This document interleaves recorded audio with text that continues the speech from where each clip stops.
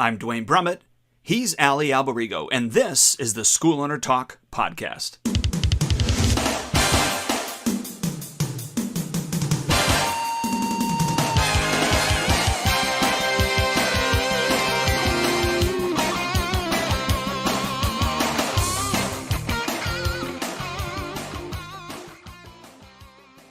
Hello and welcome to the School Owner Talk podcast. Dwayne Brummett here with Ali Alberigo. Ali, great to be with you, sir. Yeah, no problem. My name sounded funny because you froze like a little quick. So it's Ali Go, and then yeah, it's great. It's great to be with you as well, man. Good to see you and good to hear your voice. Well, Mr. Alberigo, I apologize. That's no problem, man. I get it. How many times I think I spelled your name wrong and you were like, it's two M's, one a T, right? Or something like that. One M and two T's. Yeah, that's what I normally make the mistake on. You know what the funny part is? I can't tell you how many times I've gotten Facebook messages from people and they spell my name incorrectly. And it's like, did you not even look at the name that you are attempting to type as you're typing it? Because it's right there. I know. It's right on Facebook, on the messenger, right? It says it right in front. That just goes to show you that people don't pay attention. It's a quick thing. Boom, I'm going to send it. I make mistakes like that all the time. And then I go back and I reread what I posted and it's like gibberish, and I'm like, man, this made sense to me at 4 a.m, like that kind of right. So is it bad that I'm having my snack while we do our podcast? I don't know. Is it? I once got yelled at for coaching and I was like, my sugar was dropping and I was eating a pretzel. So I guess it was kind of crunchy. And one of the guys that I coached at the time was so angry. He actually said to me, he goes, I don't pay you to eat while I'm doing coaching with you. And I said, okay, that's great. And you know what? You don't have to pay me anymore at all because I'm not coaching you anymore. And that was it. I didn't coach him. And, but I didn't bother to explain, look, if I don't eat, I haven't eaten in 6 hours because I'm coaching all morning and my sugar's dropping and I'm a diabetic and I get a headache and I feel nauseous, that kind of thing. It was just the attitude and how it came out, which was so kind of offensive to me, but I don't find it at all a problem. All right, good. I had a call before we got on our podcast. It lasted a little bit longer, so I didn't get to get I eat every 2.5, 3 hours. So, I try to stay on schedule. That's part of your health coaching, right? You say that you have to eat every few hours rather than eating 2 big meals a day or, 1 or 2 small meals and 1 huge meal kind of thing. I mean, it definitely helps to keep your insulin levels where they need to be. You know what I mean? You're not spiking and dropping. Absolutely. Well, that's per what you just said. Yeah, exactly. That's how, and being a diabetic, it's even worse because when my sugar goes either high or low, I feel sick, and then it takes a while to get rid of that feeling because once you hit that point of no return, it takes a lot of time to get back to the normal. So anyway, Speaking of that, we have a really good show today. And, the topic is on, off, and away from the mat. Discover how to manage your daily time to increase personal rejuvenation, productivity, and preparation. So why don't you start us off with your thoughts on that? Because you and I were just chatting about it and it makes total sense. So if you could start that and we'll discuss it. Yeah. And I'll give a quick backstory. This is not original to me. Although there are some bits and pieces that I picked up along the way, but what really solidified it for me was an entrepreneurial coach by the name of Dan Sullivan. Of course, he calls it something different, but the concept is still the same. And he actually took it because he was in the entertainment industry in the beginning of his career. Right. And what he saw was these actors where they had on-stage time, which obviously the show's happening, it's being recorded, or they're actually on the stage, it's live. Right. And that's when they have to be on their game focused. But prior to that, they had backstage time, which was the preparation for on stage. So that's when they rehearse their lines. They do, they make all their mistakes so that they get it right when they get on stage. And then they had, away from the stage time where it's just That's where they're relaxing. That's their downtime. They're with their family. They're on vacation, whatever it is. They had those three. And what he teaches entrepreneurs is basically the same thing. The concept of, focus time, where you're on stage, preparation time, where you are preparing to get focused, and then your away time. So that's your vacations and all those things. And so I kind of decided, obviously, as a martial arts school owner, that, I wanted to call it, on the mat, off the mat, and away from the mat. Right, right. And when we segment, at least what I've found is when I segment my life in those three areas, in those three ways, what's that allowed me to do then is to show up to each of those areas, on the mat, off the mat, and away from the mat, a much better person.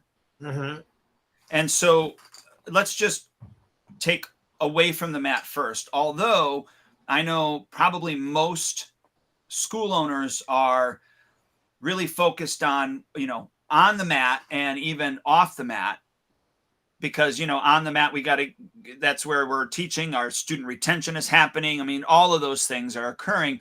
Off the mat is where we're trying to bring in new students. We're preparing for the next class, or the next day, or the marketing and all that other stuff. But I really think without proper off the mat opportunities, it doesn't matter what you're doing, away from the mat opportunities. It doesn't matter what you're doing off the mat and on the mat, because you're eventually going to burn out. Okay. And so let's just take athletes, for instance.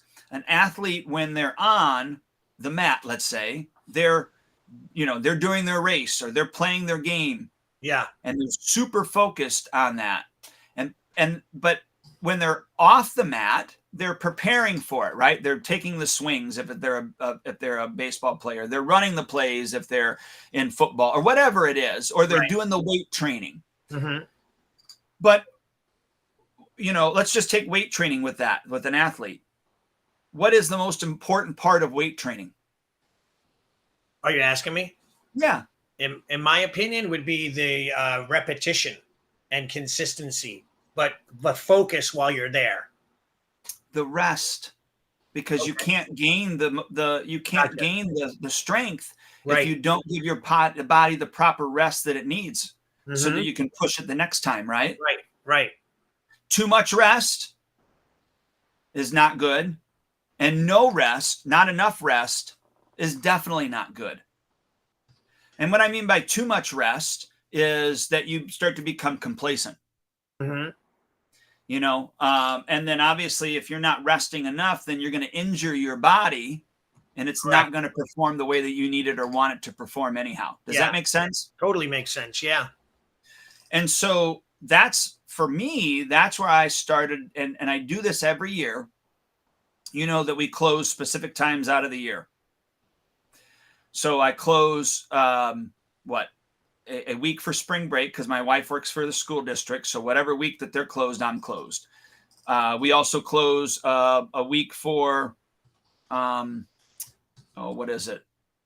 of July week. Right. We close that week. I closed 2 weeks for Christmas and New Year's. So those whole 2 weeks were closed as well. Right. But then I also have small little closures that we do. Labor Day, Memorial Day, we're closed Monday and Tuesday, and obviously that weekend before. So that Saturday, Sunday, Monday, and Tuesday, that's a 4-day off time for us. Right. President's Day, Columbus Day, depending on when Halloween falls, because I'm not open on Halloween. So when is Halloween this year? Let me look. It's on a Tuesday. So we'll actually be closed Monday and Tuesday. So I pre-plan my closings. That's awesome. So I pre-plan my off the mat times. And when I'm off the mat, I am off the mat. And then I also come noon on Fridays. So noon all the way until Monday, I'm off the mat as well. Right. So I'm not thinking about the studio. I'm not concerned about what's going on there. I'm not interacting with the studio. They know that, if there was an emergency, then they could get a hold of me. But other than that, it's got to wait until Monday morning when I will check my messages. Well, I kind of know that. I know that even as your friend, that sometimes I'm not going to get a response between X day and the next day, right? Like whatever it is, right? Yes. Yeah. Yes. So can I add to one thing without throwing you off track? Absolutely. Yeah. So when you mentioned as an actor, I've done acting and stuff like that, so I kind of get exactly the analogy that you're saying. But I equate it to like being in a play, and let's say you do 3 plays for the day. You have 3 classes for the night, and I remember when I was a young martial artist teaching that I would put so much energy into my classes that by the end of the night I was trashed, like I was done. Like I remember once going with my daughter's mom to Las Vegas, and I did a video presentation on Century's video series with Herb Perez. That's where we first hung out and chatted. And then I taught a physical seminar on martial arts after, and then I did 2 speaking engagements, and I was done. So I was so tired. Like at the end of the night, all my friends wanted to go out. I had no energy. And I remember my daughter's mom got so mad at me at the time. I can't believe it. We're in Vegas. You're lame and lazy. And I'm like, I had literally given it my all. It wasn't a lot because it's only like 5 hours or 4 hours, but I had spent all my energy on those events. And by the way, I wanted to show you a picture. If I could hold this up, I don't know if you'll be able to see it, but this guy was my yoga teacher. His name was Swami Buaji. When he passed away, he was 124 years old. And Swami would often be sitting there talking to you, and you would have thought that he fell asleep. But then he would answer you. So he would conserve his energy by relaxing in such a state where his body wasn't moving. And he said it was part of him being able to live so long because he didn't work all day long and exert himself all day long. But with that being said, he taught me how not to give my all, but still appear to give my all, but not technically, physically give my all. And, so like an actor on the stage, he acts like, he's in love or he's, having a fight, but they're not really having a fight. So they're not dealing with the adrenaline and the stress and all that other stuff. It's all an act. So I think that that's important for us to understand that you have to conserve your energy throughout the day and not kill yourself during classes. So that was just the first comment on that beginning section. So keep on going with the rest of it. No, that's exactly what I'm talking about. Yeah. The away from the mat time, I think we as school owners, we don't get enough of that. And I can remember when I was being coached by Grandmaster Keith Hafner, right? He would say, you got to take time every day to get that yellow piece of paper, the legal pad, sit there quiet. And then whatever comes to mind, just start writing it down. Right. And I never understood that. I thought that's such a waste of time. That is so unproductive. Now I get it. Now I get that I need that away time in order to then actually perform when I need to perform. Right. So that away from the mat, I just would recommend everybody start to schedule your weeks, your months, your days, whatever, however you're going to do it. And then that way, so let me ask you this. How often have you found yourself that when you're away from the mat, you're thinking about the mat? Oh, it's not how often, it's all the time. Okay. Like that's I think I told you before we started. I don't know if I told you before I started, but I think I did where I woke up at like 4 a.m., 3:30, 3:45. I was wide awake till like 4:30 before I could get back to sleep. And on my mind was everything dojo related, students signing up, students quitting, retention, systems, what we're doing, this new thing that we're working on, you and I, which is called the International Martial Art Appreciation Month. All of this stuff was going through my head. And I don't know why, Dwayne, where all of a sudden I wake up and I cannot sleep. Like my brain falls asleep and then somehow starts coming up with these crazy scenarios. And then I'm awake and I can't sleep because my brain is just racing with all these thoughts. But okay, so let's take the opposite of that. How many times have you been on the floor and you thought about your family? Like I should have been, I should be spending time with them. Yeah, not much. Like I do think about them, but not nearly, I should say, not nearly as much as I worry about the business and paying bills and running the school and the students and who quit and who joined and who's upset and who's happy. Like that stuff is, my life, personal life is quite simplified and happy. So I don't have to worry. I don't have to, but like what's going on, it's just good. So, most people that I've talked to though is, when they're at work, they're thinking about things at home. And when they're at home, they're thinking about things at work. Right. And the problem with that is really is that no wonder they're exhausted all the time. Right. Right. Because, they're not ever present focused. What is it? That saying, wherever you are, be there. Right. Yeah. I love it.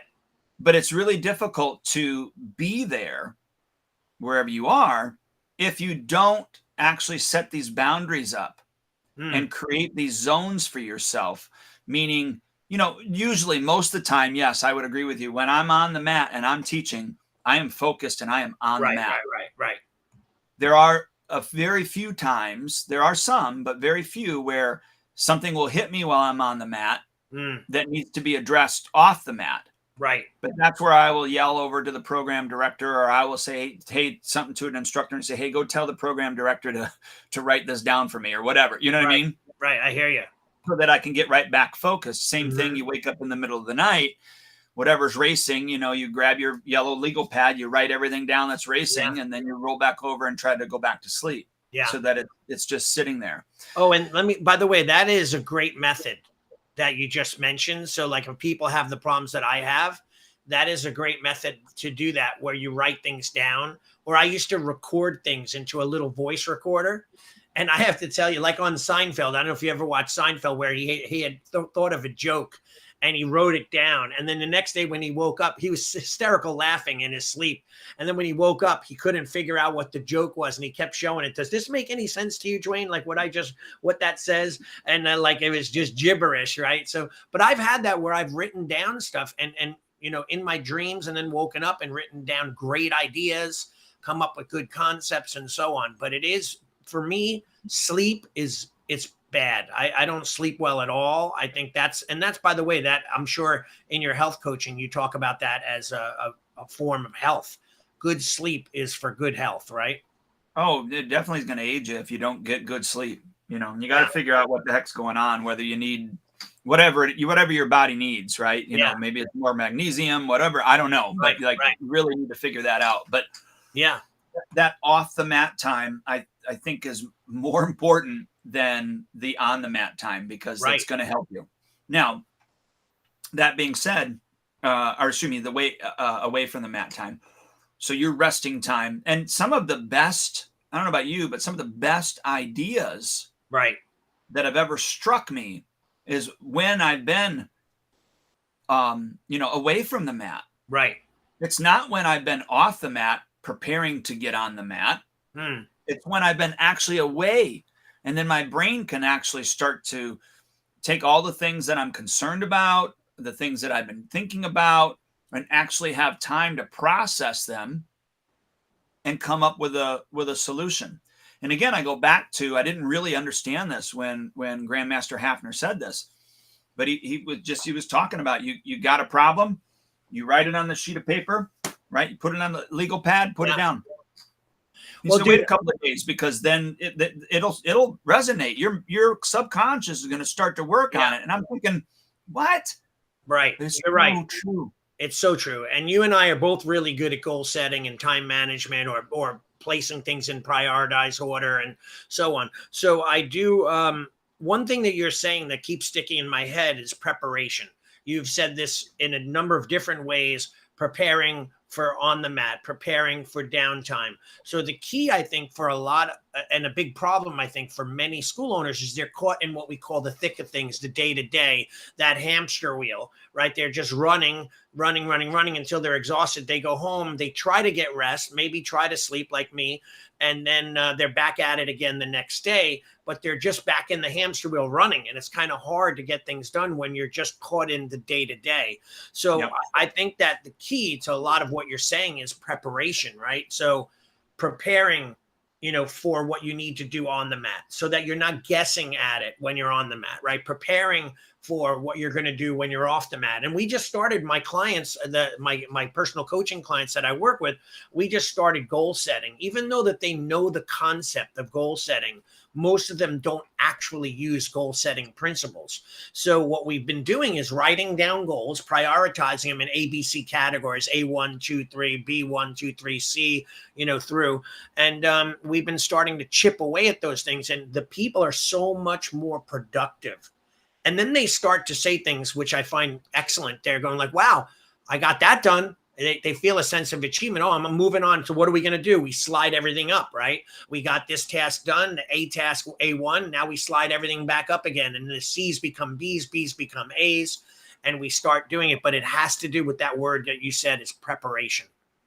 Yeah. And I will tell you what has worked for me more consistently than not has, just writing down 3 goals that I need to accomplish for the day. Mm-hmm. And here's the freedom behind it is I will schedule my time to get those 3 things done. Mm-hmm. And if I get all 3 done, let's say I get all 3 done by noon. I take the rest of the day off. That's great. Where most people would go, oh, I can start working on the next one right now. I don't do that anymore. I just work on the 3. I get the 3 done. And then I take the time off. So like I have 3 things to accomplish today. 1 has already been accomplished. I have 2 more to complete. By the time we finish, I should be done probably with everything, let's say by, I don't know, 12:30 my time. Okay. And then I will be taking the rest of the day off. Now, let me ask you a question. Is the rest of the day mean from now until you start teaching classes, or are you off tonight? Do you have someone teaching classes for you? Yeah, I have my staff teaching the classes for me. Okay.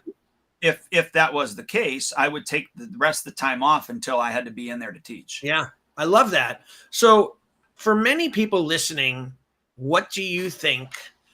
It's very easy to say what you're saying, right? And to get yourself to do it is another thing, especially if you're a new school or you're trying to build your school. We think just piling on the things to do and getting them done, we check them off the box and then we move forward and, we could add more and we could keep doing more. But then you get to a point where you start to burn out or you're exhausted and you can't continue or do the job correctly, or you start to get like what they say, hangry, where you're hungry and angry, right? But you start to get that anger, like when you have lack of patience and, and tolerance because you're tired, right? Now, everything you do annoys the crud out of you, right? So what is your suggestion? And maybe I could share a little bit of my ideas on that too, but what's your suggestion for people who are new at this? What do you need to do? I guess really define the lines. What is on the mat, what is off the mat, and what is away from the mat. Okay. So that would be like business, preparation, and maybe teaching, right? And then running the office, right? And then personal time. Yeah. So exactly. So, or not. Yeah. So on the mat for me would be, I'm teaching the classes, but if I was the program director, on the mat would mean I'm working the desk. Right. Which I've done before, right? Meaning my staff's been on the floor on the mat, and I had the program director. Both program directors couldn't make it in or whatever, so I would go over there and I'd work the desk. Well, that's on the mat for me. Okay. You know what I mean? I'm focused on that. Your tasks. Yes.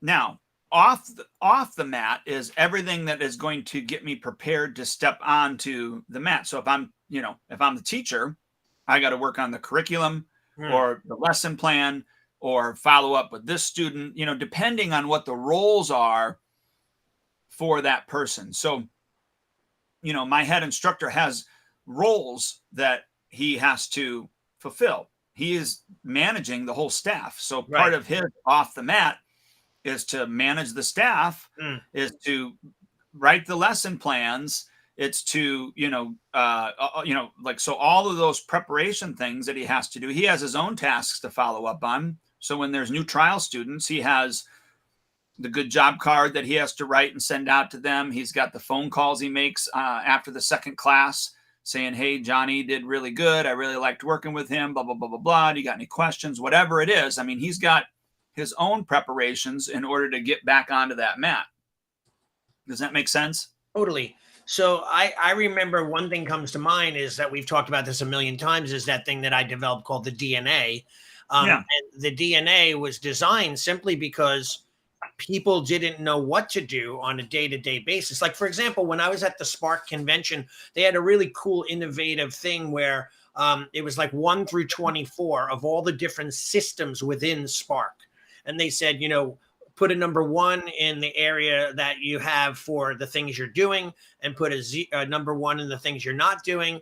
And, so for me, I think the list was 24 or 26, and I was doing like 22 out of the 24 or 26. But a lot of people were more like 9 systems, 10 systems. So in other words, they weren't utilizing Spark. But then again, I believe that's because they don't know when they should be doing these things. They don't know what they should be doing on a day-to-day basis to complete the activity. So at the end of the week, you're completing what needs to be done each week until the end of the month, and then every month until the end of the quarter. And a lot of times those things go undone.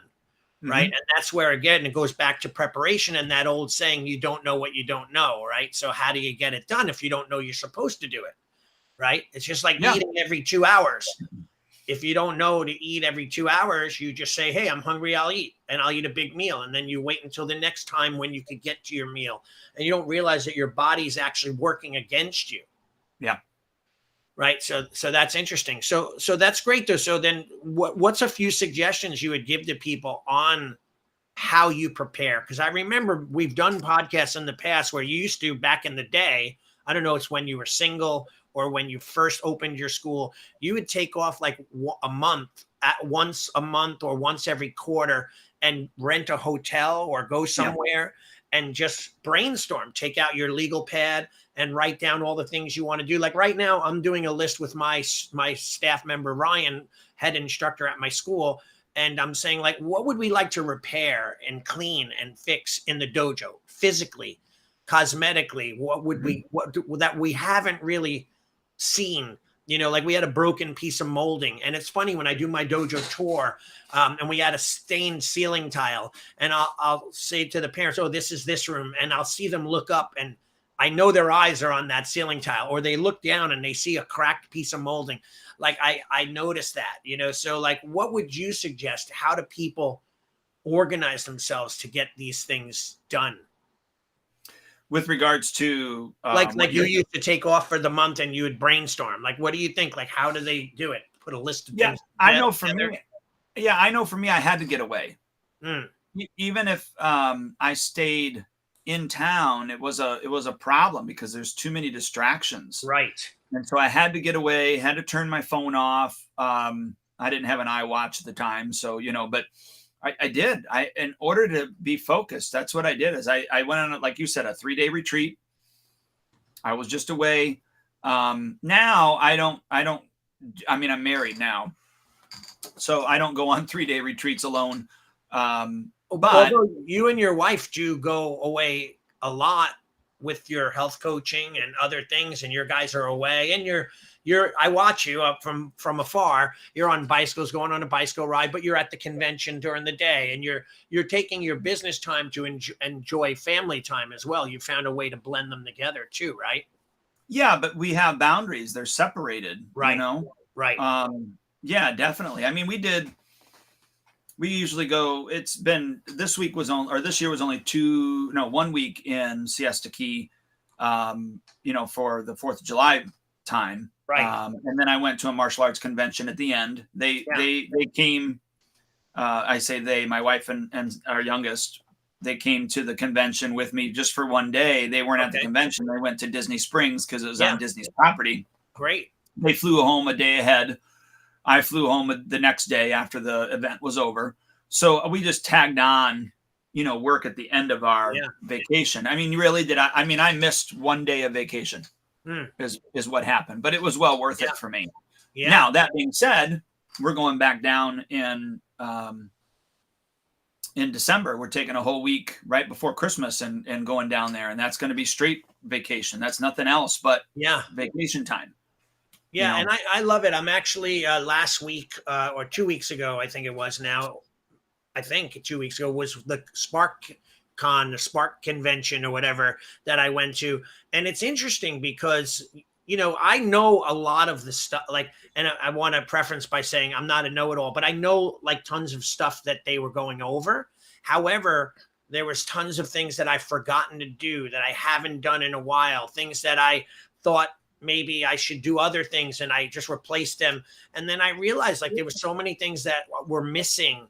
And then I took my main staff member with me and it really rejuvenated him.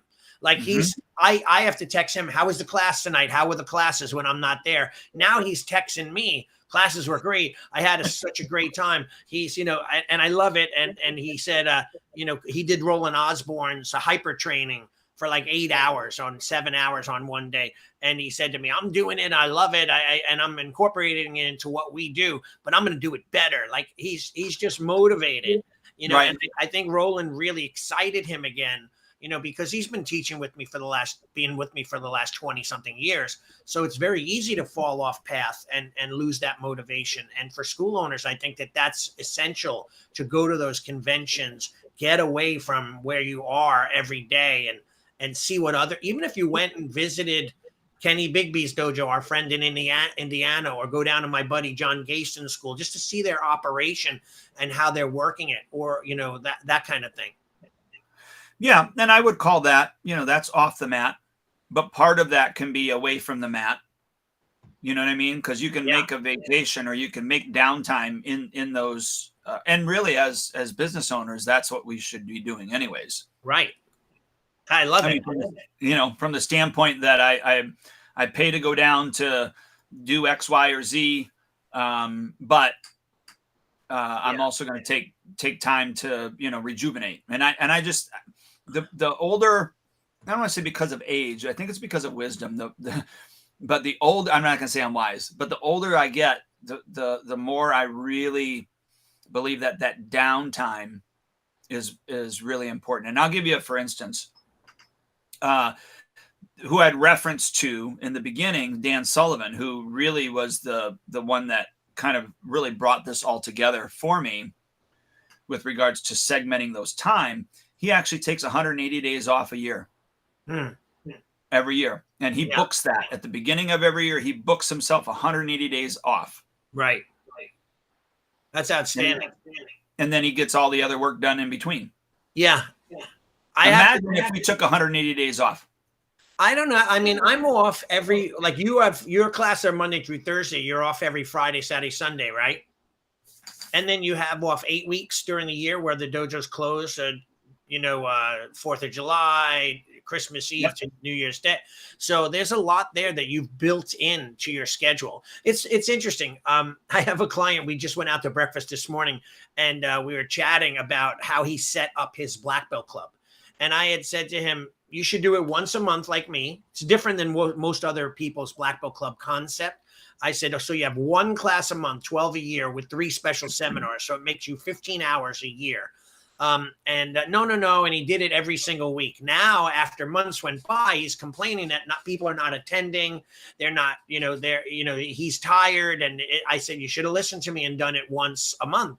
And you still could have gotten the same buy-in or interest from the students. So I only say that because it's funny how we don't listen sometimes and we do things the hard way as school owners, because we think, not in my area, not in my school. It works for Dwayne, but where's Dwayne from? I just had another buddy of mine at breakfast saying, oh yeah, it's easy to sign up 100 students when you first open in another place. And I do agree with him to some extent. We're saturated with competition in New York. He said, but it's not as easy in New York. And I get it, but at the same time, it's doable. It depends on how hard you want to work and grind. Well, I really think that less is more. Yeah. I'm really coming to that conclusion that going deep is more important, more beneficial, and less stressful than going wide. Right.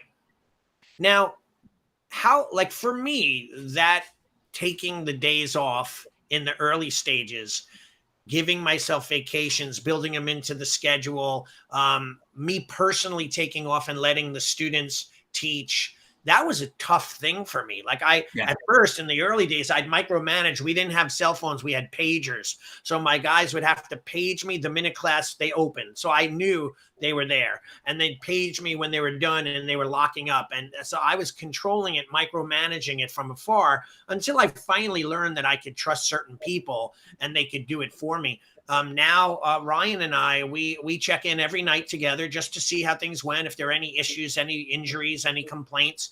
But overall, I could now feel comfortable that I don't have to be watching on the camera if I'm taking the night off. I used to be on the phone watching the class on my telephone because I have camera systems in the dojo. Now I can basically just say Tuesday's my night off, Thursday's my night off, Saturday sometimes I'll take off, and I could feel okay with it. But it took me a long time to get to that point where the dojo didn't dominate my brain even when I was off, because no sense taking off if you're going to be worried about the dojo and running tasks from afar, right? Yeah, no, that's so true. And I fell into that same trap to a certain degree as well. I would watch the cameras, and then I would see something, and then I would call. Yeah, me too. The front desk and go, hey, this person's been standing at the front desk waiting for 10 minutes. Like, where in the world are you to help them? Like, whatever, right? And I learned in the beginning too. I mean, I gotta credit Mr. Bean. He had so much patience with me. I learned that I can't be even on the floor when he's teaching, not because he's a bad teacher. I can't be on the floor when anybody's teaching. Yeah. Because in my head, one, I feel that I'm superior, you know what I mean? And I don't mean that in a bad way. I just you know what I mean? But two, I stepped on his toes so many times. I can't tell you. I mean, he probably should have broken feet as many times as I've stepped on his toes. And he's shown me a lot of grace. And now I don't step on the floor. I really let them make their own mistakes and learn from them. Yeah. How do you correct? How do you then make the necessary corrections in a different day, a different time, a special class? Like, how do you make those? Because I'm the same way. The minute I jump on the floor in my school, everyone stops the class. Like even one of the underbelts could yell, Yame, Shion's on the floor. And then they all turn and bow, Onegai shimasu in Japanese, please teach me. And then I come out. And a lot of times at that moment, my staff is engaged and they're they'll go to the sides of the room. And then it's my dog and pony show, right? But I want them to help, but they feel like, hey, I don't want to get in the way. I don't want to. And by the way, some of them do get yelled at by me if they step on me when I'm talking and they're talking loud in the corner. But how do you do that? How do you instruct your people? How do you teach your staff? So we have weekly staff training. Mm-hmm. But Mr. Bean is in charge of weekly staff training. So when he sees things, he's correcting them. Right. Bean and I have a weekly meeting. Sometimes it's face-to-face. Normally it's over the phone.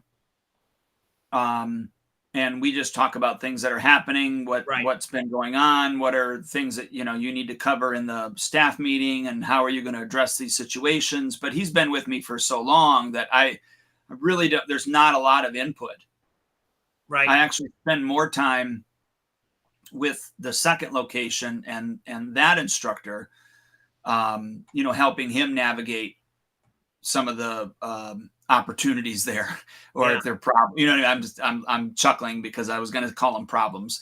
Right. But how to navigate those opportunities, if that makes sense. And so if I just found that if I pull back and give them the reins and really didn't done my due diligence in picking the right person, right, that everything's going to turn out all right in most cases.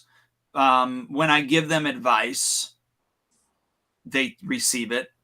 So rather than me having to tell them, hey, you should do this, you should do that, just ask questions and go, well, how did this go? How do you think it could go differently next time? Or do you even want it to go differently next time? Really slowing down and really asking the right questions to navigate the conversation where I really wanted it to go in the beginning anyways, but not being so forceful. That's one of the key steps in this really great book called Crucial Conversations that you asked me to read. Right? How to correct without correcting, how to correct without criticizing, how to not make the person feel bad for things that may be not up to the standards of the boss, the manager, and so on. And how do we get the team on board so that they feel that the correction is an improvement for everyone, for the culture, not based on and we're actually doing that now. We've been doing that since we got back from Spark, really working on the culture in our school. And for a while, I have to say that I thought, in my personal opinion, as the owner, the founder, the guy who started it all, that it was kind of going downhill because my staff and team weren't necessarily on the same page. They didn't see a value in the things that I was asking them to do, so they would skip doing them, or they wouldn't do them 100% because they didn't see a value in it. Why bother?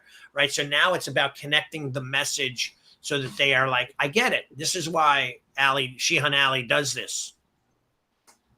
Yeah. And it's just, I think it's like you said, it's connecting the dots in a way that they get a buy-in. Right. I love it.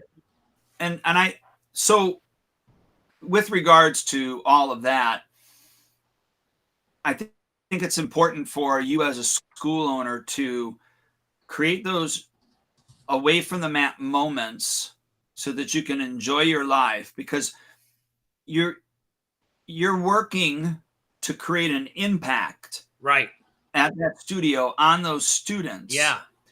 But if you yourself you don't have the proper rest and relaxation and then motivation to inspire those students, you're not going to like your job. Right. It's going to just come down to that. Now, away from the mat activities would include sitting down with a legal pad, right? Right. Reading books that have nothing to do with your business. Other hobbies that you're interested in, right? That can really pull your focus away from being on the mat or being off the mat. So while you're away from the mat, like I'll give you for instance, I've got a friend of mine. He works at the University of Chicago Hospital. He is in I forget what his title is, but like, I don't know. He's probably close to $400,000 a year, right? Right. So I mean, he's in the management part. Mm-hmm. I know it's in human resources, but I just forget what his title is anymore. He's like the executive director of something. Anyways, I bring all that up because I think the only reason he stays sane is because when he actually leaves work and he has hobbies. Like he's got a cabin in the woods, he hunts, he fishes, he builds, he has hobbies that take that focus away from all of that other stress so you can focus in on that. Right. And so, we as school owners need to have those in our away from the mat periods where we're reading a good book. It could be even watching a good Netflix series. I'm not saying that. Yeah. But something that is going to take away your focus and re-engage you somewhere else to relax you. And then when you're relaxed, this whole scrolling crap really messes everybody up. Right. I mean, it really does. You know what I mean? Yeah, I actually, I agree with you 1,000%. Like I definitely, when you mentioned Netflix or TV shows, that's my one escape. So like I play guitar and I love series and television and movies and things of that nature. But also you'll find quite often, if you want to find me on a weekend, just go out in my backyard and my wife and I'll be laying in the lounge chairs in the sun or floating on the float in our pool, and we'll chat and talk. And this is where we get to. And by the way, I think that that's essential, what you had said. If you don't have a hobby, an activity, it's like me. Martial arts is like literally my entire life. Like all my friends are martial artists. I go to breakfast on Wednesday. We talk about martial arts. I'm running my school, teaching my school during the day and the night. Like it's all wrapped around martial arts. What are we doing here? Yeah, we're doing our podcast. We're talking about so it's like it's always that. So I like what you're saying. I think school owners should break away a little. And take that time, go kayaking, go take up a new hobby, learn a new activity, do something that makes you feel alive. Yeah. I mean, Friday morning, I'm going to meet my wife's cousin and we're going to go shooting. Cool. We'll get a few hours of shooting in. I'm going to try some different guns and, Nice.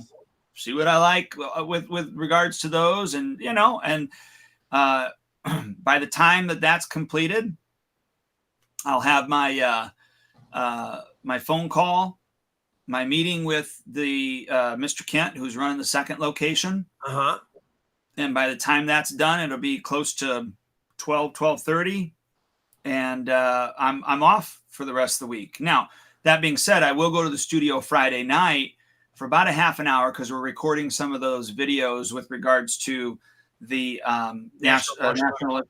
National Martial Arts Appreciation Month, where my instructors have scripts and they're going to show their appreciation to the martial arts and specifically TriStar Martial Arts Academy, of course. Yeah. So there's about a half an hour that I am going to do some work in gathering those videos, but I'm not going to render any of those videos until come Monday. But I got to be there to help shoot it, and then that's it. But I'm going to be immersed in gunfire, right, on Friday morning. You know what I mean? Right. Yeah, I think that's amazing. I love that, by the way. That's one of my favorite things to do. Shooting. My buddy owns a 250-acre shooting camp in West Virginia, and I go there a few times a year to shoot with him. So I like what you're saying. I mean, I think, when we're getting close on time, so like if we were to just give people advice, I think that if they take this lesson to heart, they need to maybe take and make a list of all the necessary activities, the daily necessary activities that they do to run their school, right? And then they should probably prioritize them according to the most important to least important, like the things that make them the most money versus the things that are just busy work, right?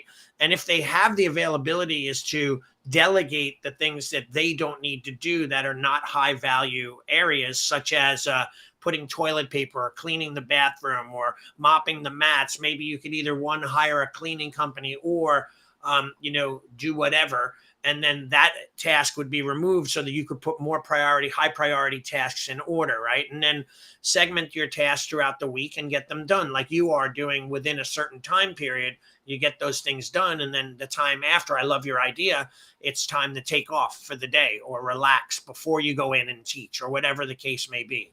Yeah, and the beautiful part about that is then I don't drag it out. Right. I want to get it done. I want to get it done right, but I want to get it done quickly and efficiently so that I can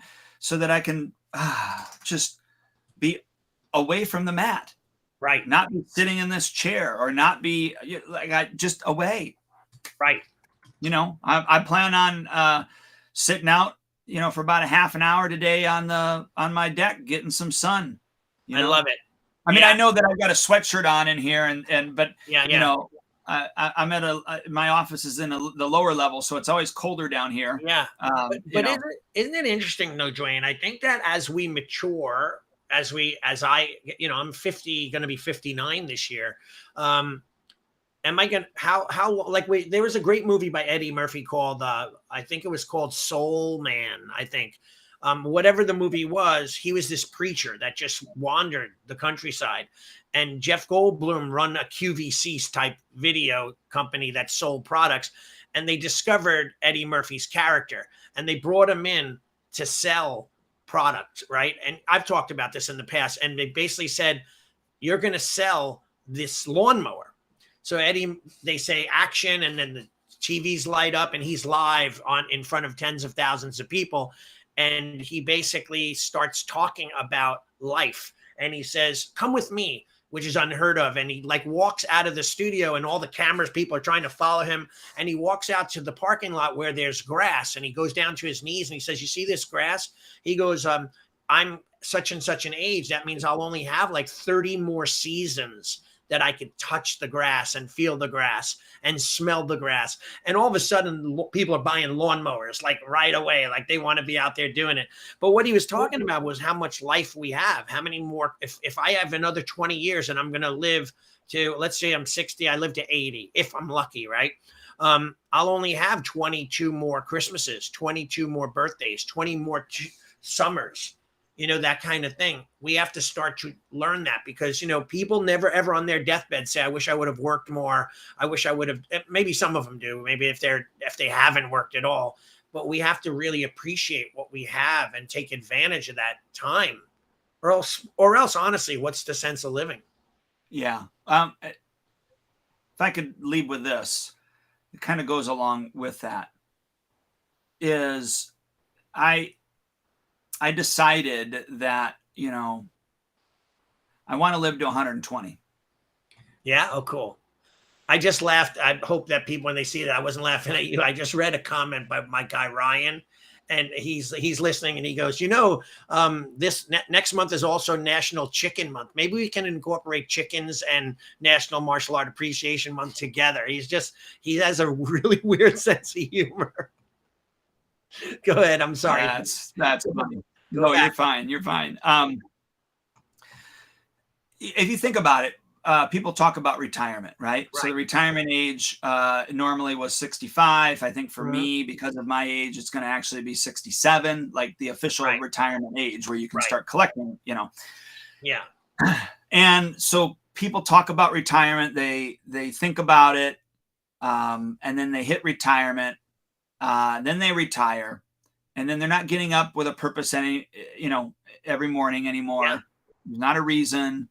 But they also know that, like what you're saying, they also know that they probably are going to live maybe another 10, 20 more years. Right. And what if they gave themselves a number, let's just say 87. 87 was, they go, I'm going to live to 87. Yeah. I would love to see the statistics on that, although that's not possible, I don't think. But I would venture to say that most people end up living to where they're thinking they're going to end up living to. Yeah.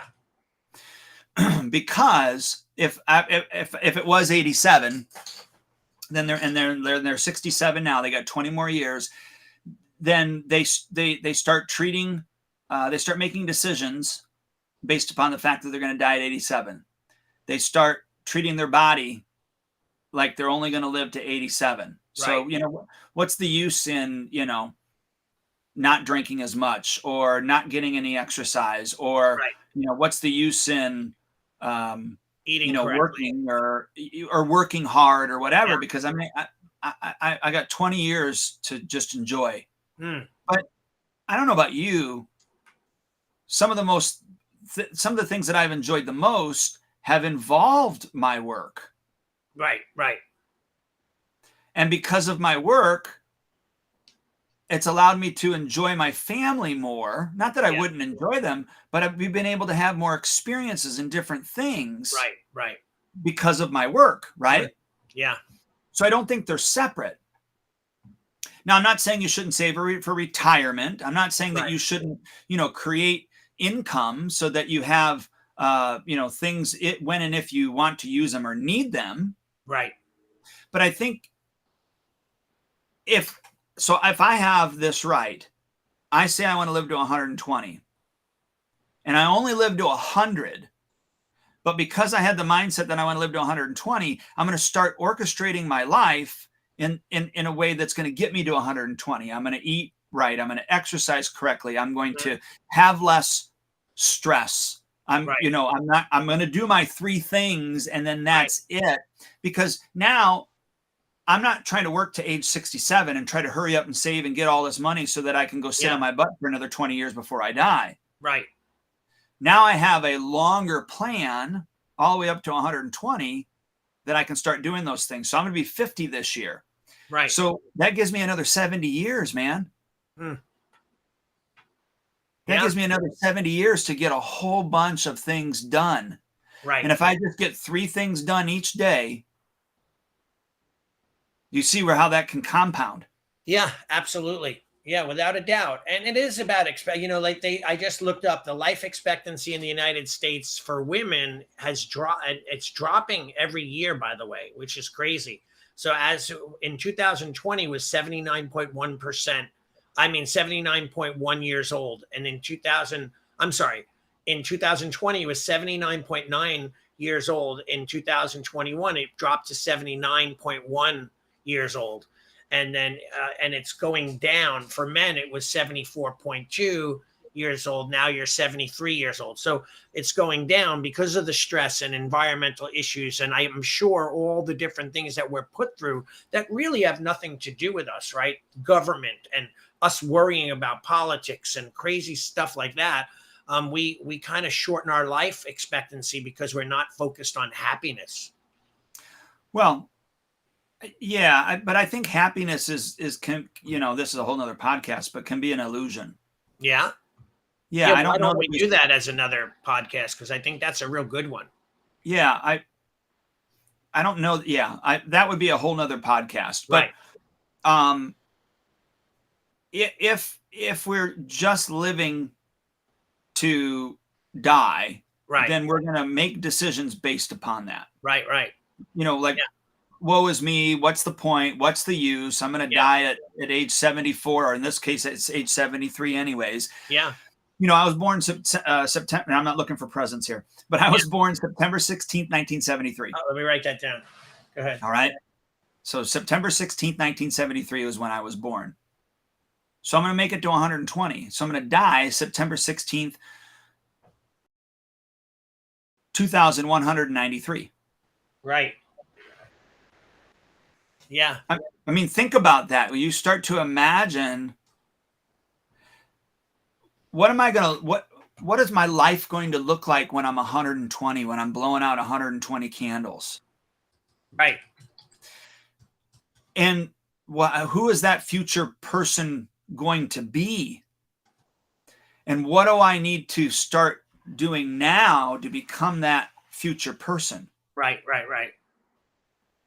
And, really, could I own a martial arts school up until age 120? Yeah. How many students will I have seen go through and impacted? And, I've outlived them. Yeah. I mean, think about it. Your teacher, you said what, 124? Yeah. Crazy, right?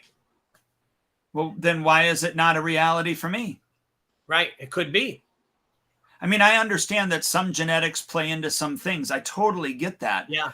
But I also believe that, your mindset, the decisive decision that you make, what you believe that you're going to live up to is what you end up living up to. How many times have we put these expectations of ourselves only to this point? And what do? We live up to that expectation, but we don't exceed it. Of course. And how many times have we put expectations on other individuals and they've lived up to those expectations, but not exceeded them because we've limited them with our own expectations, right? Right, of course. So that's why I think it's important for me. I can segment the on the mat, off the mat, and away from the mat. Yeah. I can pick the 3 things that I'm going to accomplish each day and then take time off after that, because I know I have 70 more years to complete everything that I want to complete. Right.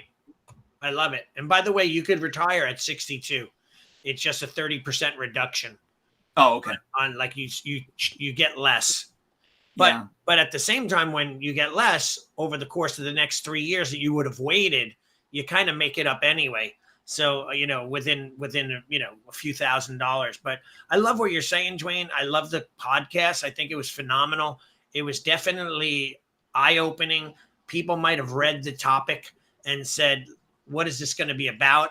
But not only did we talk about, getting the most of your time and how to segment the different activities in the 3 or 4 categories that we broke it down in, but it also dug deep into the personal side of how to live a more fulfilled life and, really, really enjoy life, and take that time to recognize the fact that if you're going to be downtime, shut off time, it's got to be quality time, right? This can't be working in your brain while you're taking a vacation on the beach, that kind of thing. You got to really take that time to just shut down. Well, and you just real quickly, if I follow this, right, if I do these 3 segments on, off, and away from the mat, and then I teach my head instructors how to do the same thing on, off, and away from the mat, how much better of a life, and I believe even studio, are we going to have? Mm-hmm. Yeah. Like all of our internal communication happens through a program called Slack. Mm-hmm. And that way, I don't have to search for emails from my client or my employees. I don't have to go, this was in a text message, this was in a Slack, it's all through Slack. Well, the wonderful thing about that is, like Mr. Bean, he starts at 1:00 every day. Right. I might be working on something. I need him to answer a question for me. I'll Slack him. And then what I do is I set that Slack to be sent at 1 p.m. when he's off the mat. Right. He's not on the mat teaching, but he has that off the mat time before he has to step on the mat. And that's when I want him to answer my question. I don't send it to him while he's at home. Right. I don't want, that, and that's maybe a whole nother podcast, but that's what I call a pull notification, not a push notification, where he gets to pull it when it's time for him to work on it. Right.